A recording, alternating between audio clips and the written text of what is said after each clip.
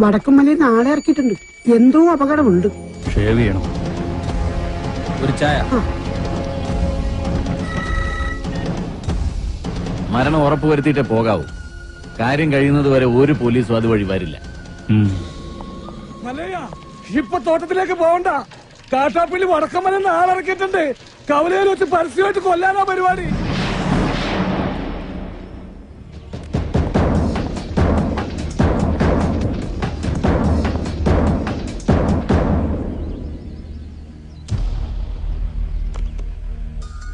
തോട്ടത്തിലേക്കല്ല, കവലയിലേക്കാ പോകുന്നത്.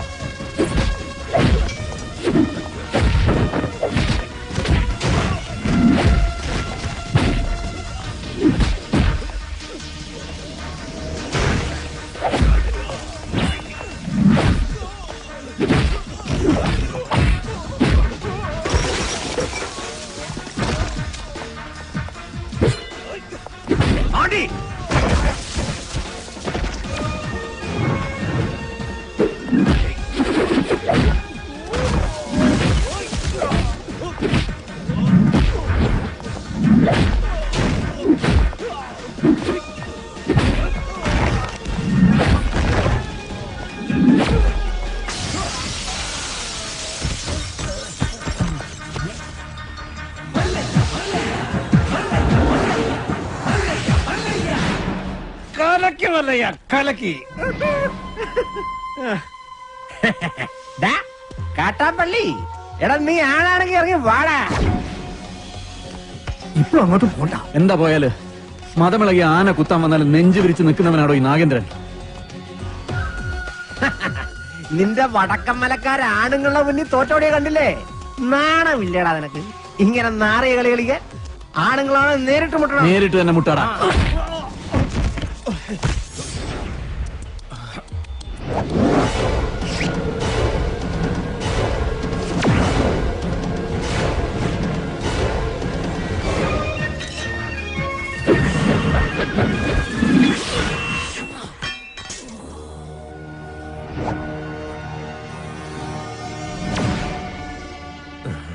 ഇതിനെ നെഞ്ചിന് നേരെ എറിയെന്ന് അറിയാൻ മേലാഞ്ഞിട്ടല്ല. നിർത്തിക്കോ, ഇവിടെ വെച്ച് നിർത്തിക്കോ. ഇല്ലെങ്കിൽ ബയറുകീറി കോടലി പുറത്ത് വന്ന് അതിനെ പട്ടി തീട്ടിക്കും. നിൻകെ നൻപക്കെ ഗൊത്തില്ല, കാട്ടുപുളി നായിന്റെ പട്ടി മോനെ.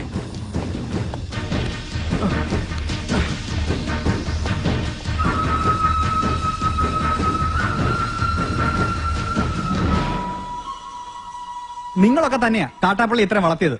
ഒതുക്കണമായിരുന്നു, വളരെ മുമ്പേ ഒതുക്കണമായിരുന്നു. അറിയാൻ പാടില്ല, പക്ഷെ അവനെ കൊന്നിട്ട് ഞാൻ ജയിലിൽ പോകാൻ പാടില്ല. എന്റെ ശത്രു വേറെയാ. എന്റെ അച്ഛനെ 16 വെട്ടുവെട്ടിയിട്ട് കടന്നു കളഞ്ഞ എന്റെ ആജന്മ ശത്രു വീരു.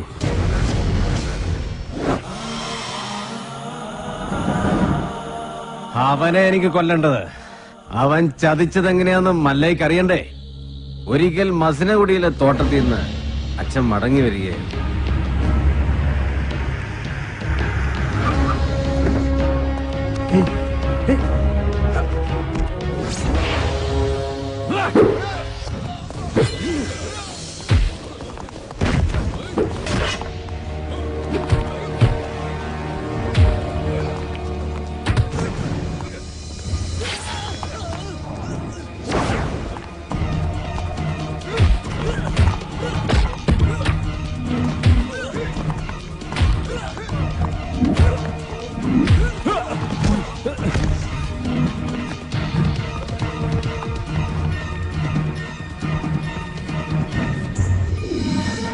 ഇവന് കന്നഡ മാത്രമേ അറിയൂ, മലയാളം തീരെ അറിയില്ല.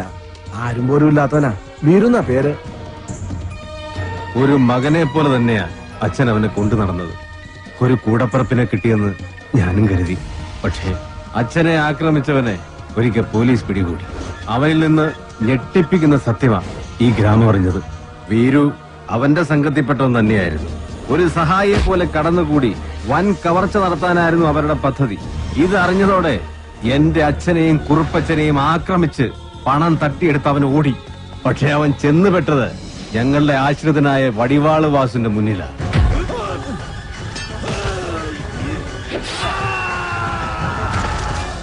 രക്ഷപ്പെടാനാവാതെ കാട്ടിലൊളിച്ച വീരുവിനെ അന്ന് രാത്രി പോലീസ് പിടികൂടി.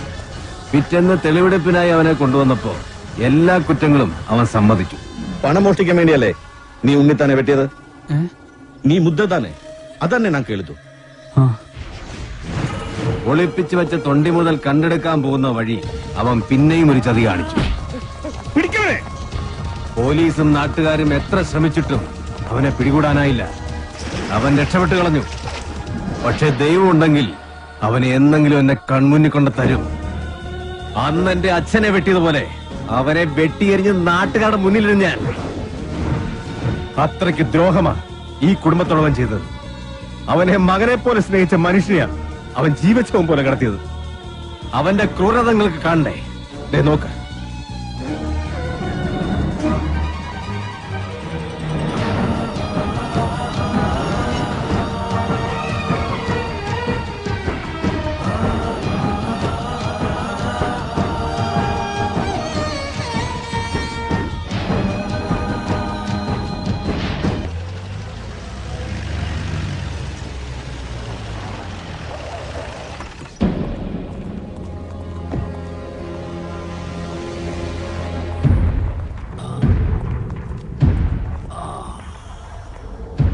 അന്നേ ഞാൻ നിന്നോട് പറഞ്ഞതാ വേണ്ടാത്ത പണിക്ക് പോണ്ടാന്ന്.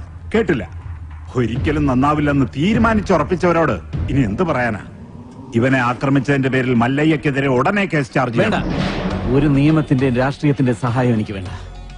നാഗേന്ദ്രനെ ആക്രമിച്ചതിന്റെ പേരിൽ പോലീസ് കേസോ? അത് വേണ്ട. എനിക്ക് ജയിക്കണം. ഈ നാട്ടുകാരുടെ മുന്നിൽ വെച്ച് തന്നെ എനിക്ക് ജയിക്കണം. അവൻ എനിക്ക് വിട്ടേക്ക്. ആ ഡോക്ടറെങ്കിലും ഇവനെ കാര്യങ്ങൾ പറഞ്ഞ് മനസ്സിലാക്ക്. ദേ കല്യാണം കഴിഞ്ഞാ പിന്നെ ഇവനെ നിയന്ത്രിക്കേണ്ട ഡോക്ടറാ. ആ എനിക്കൊരു മീറ്റിംഗ് ഉണ്ട്, ഇറങ്ങട്ടെ. സ്റ്റിച്ച് ഇടണം. അതിനു മുൻപ് മരവിപ്പിക്കാനുള്ള ഒരു ഇഞ്ചക്ഷൻ എടുക്കണം. വേണ്ട, മരവിപ്പിക്കാതെ തന്നെ ചെയ്താൽ മതി. നല്ല വേദന ഉണ്ടാവും. വേദനിക്കണം, നല്ലതുപോലെ വേദനിക്കണം. എങ്കിലേ എനിക്ക് അവനോടുള്ള പക വർദ്ധിക്കൂ.